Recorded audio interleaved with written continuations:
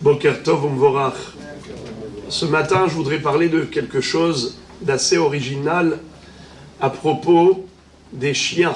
Est-ce que élever un chien à la maison, c'est quelque chose de permis, d'interdit, de bien, de négatif? Alors, ici à Natania, on voit que je pense qu'il y a plus de chiens que de personnes. En tout cas, la question se pose. Quel est le din? Alors, il est interdit d'avoir un chien méchant, c'est-à-dire un chien qui fait peur aux gens, qui est dangereux, comme dit la halakha, c'est pris de la Gemara, Asur la dame chez Gadel Kelevra Betorbeto Elam Ken Haya Kashur Beshalchelet. Ce serait permis uniquement dans la mesure où il est attaché à une chaîne. C'est-à-dire qu'il n'est pas libre. Mais s'il est libre et qu'il devient dangereux, c'est assourd. La Gemara raconte une histoire dramatique. Il y avait une femme enceinte qui est allée chez le boulanger. Ils avaient l'habitude d'aller chez le boulanger. Il avait un grand four. On rentrait dans la cour et chacun apportait son pain pour le cuire dans le grand four du boulanger. Et le boulanger avait un chien. Et quand la femme est rentrée dans la cour, le chien lui a sauté dessus en aboyant. Elle a eu très peur. Le boulanger lui a dit « N'aie pas peur, je lui ai retiré les dents. » C'est-à-dire qu'il ne peut pas, il n'a pas de canine, il ne peut pas te mordre. Pourquoi tu as peur? Il lui a dit « Merci de tes bons et loyaux services. Tu lui as retiré les dents, mais en attendant, le bébé que je porte a fait fausse couche. Donc j'ai fait fausse couche, j'ai perdu un bébé à cause de ton chien qui m'a fait peur. Donc même si il ne pouvait pas mordre, mais il a quand même fait causer du tort et du mal, un préjudice. Il a fait perdre une neshama. Ça veut dire que, et parfois, on se trouve dans un environnement où il y a des enfants, il y a des femmes, il y a des gens qui ont peur des chiens. Alors, se retrouver avec, comme ça, un être qui fait peur à l'environnement, qui est-ce qui prend sur lui ce droit-là? De quel droit tu te permets de faire peur aux gens? Alors ça dépend. Si tu te trouves dans un milieu où il y a beaucoup de chiens et les gens sont familiarisés avec ces êtres, il n'y a pas de problème. À partir du moment où, premièrement, il n'est pas dangereux parce qu'il est dompté, élevé, apprivoisé, il n'y a pas de risque qu'il morde. Et en plus, il est tenu en laisse. En plus, il y a une muselière. Alors, d'accord. Mais malgré tout, si tu le tiens, et toi, en tant que propriétaire, tu dis « Mais je sais qu'il ne peut rien faire, et en plus je suis à côté, et même s'il est tout seul, il ne mord pas. » D'accord, mais il terrorise l'environnement, il fait peur. Alors, tu vas dire « Oui, mais ils ne sont pas normaux, ces gens qui ont peur. » Eh bien, pour tout, tu peux dire ça. Ça veut dire quoi, ça? Tu fais peur, et tu dis après « Non, il ne faut pas avoir peur. » C'est-à-dire que la personne doit prendre à cœur la réalité actuelle, la réalité de l'environnement. Tu vis en société, tu n'es pas tout seul. Alors maintenant, un chien qui est là pour guider, par exemple un aveugle qui a besoin d'être guidé, donc en effet, il faut qu'il réponde à ces critères, premièrement qu'il ne soit pas dangereux, qu'il ne fasse pas peur, lui mettre une muselière et le tenir en laisse. En tout cas, il ne faut pas qu'il y ait un danger quelconque pour la société. Ici, par exemple, nous voyons à Natania qu'il y a des personnes qui sont civilisées. Elles ont toujours un sac en plastique pour ramasser les saletés, les crottes de chiens.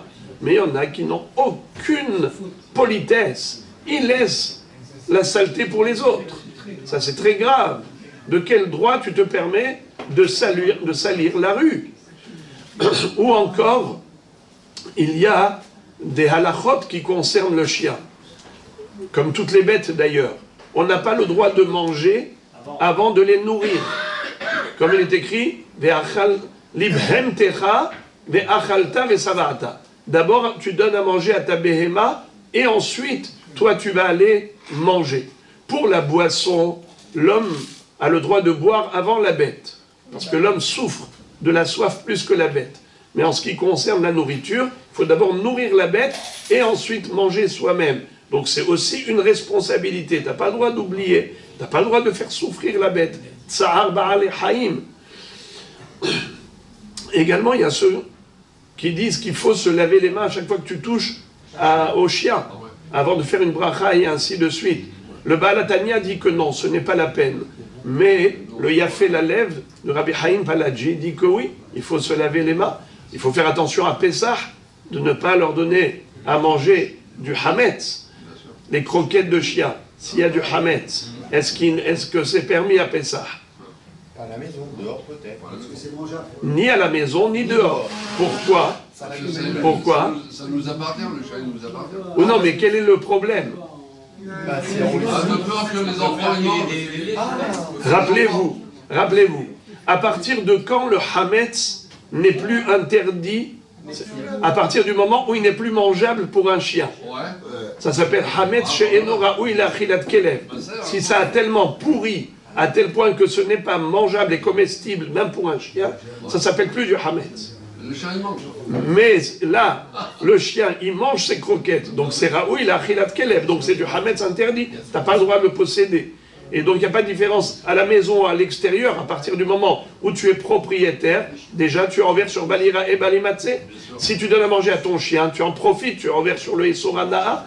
Donc il y a tellement de chez Elot. Mais Bichlal, de manière générale, il y a des tzadikim qui ne veulent pas faire rentrer chez eux à la maison des bêtes qui sont impures. Figurez-vous que Rabbi Shimon Bar Yochai, il ne laissait pas un nid d'oiseau impur dans son jardin. Mais ça, c'est pas halachique. C'est Alpi Kabbalah pour un grand tzaddik comme Rabbi Shimon Bar Yochai.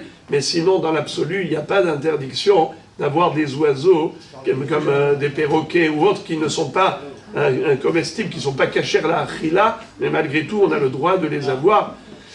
Voilà donc, si Mouktsé Shabbat, c'est pas Mouktsé si vous ne le soulevez pas. Le Mouktsé, c'est rien que de le soulever. Mais sinon, de le toucher sans le bouger, il n'y a pas de Issur, c'est de Mouktsé. Pendant le Kiddush, est-ce qu'on peut l'avoir à la salle à manger? Il vaut mieux ne pas l'avoir à la salle à manger, parce qu'après, il va falloir lui donner à boire aussi. Je plaisante. Non. Je veux dire que, en effet, si Rabbi Shimon Bar Yochai ne le laissait pas dans son jardin, donc nous, au moins pendant le Kiddush, ne pas l'avoir à proximité, je vais terminer en disant que Kelev, en valeur numérique, c'est 52. Et Eliaou, Hanavi, Eliaou, c'est en valeur numérique 52. Et il y a un avis, quand il est en ville, Hachamim nous disent que les chiens rient. Quand le Malach Hammavet se trouve en ville, l'ange de la mort est en ville, alors les chiens aboient de peur, ils pleurent. Mais quand il y a un avis est là, alors ils sont contents. Et il y a ceux qui disent que il y avait des gens qui étaient stériles, des femmes qui n'avaient pas à avoir d'enfants, elles avaient des chiens à la maison, et on leur a dit de les retirer de la maison, et Ben, un fils, Bet Nun, Bet c'est 2, Nun ça fait 52, Nun ça fait 50, ça fait en tout 52, et Kelev c'est 52, on dit fait sortir le Kelev, et comme ça elle est tombée enceinte, elle a eu un Ben, qui a la même valeur numérique. En tout cas, il faut faire attention à toutes ces halakhot dont on a parlé. Les chats, c'est beaucoup moins problématique. Ça ne fait pas peur. Oui, je termine juste ça. Hachamim disent que le chien, il est monné à Chesed Mitorbeto quand il fait peur aux gens. Alors les gens ne frappent pas à la porte. Les gabaïm de Tzedaka ne vont pas solliciter cette personne, ou les pauvres mendiants ne vont pas frapper à cette porte quand ils entendent les aboiements à l'intérieur de la maison. Alors cet homme-là écarte le chesed de sa maison, donc il éloigne la bracha de sa maison.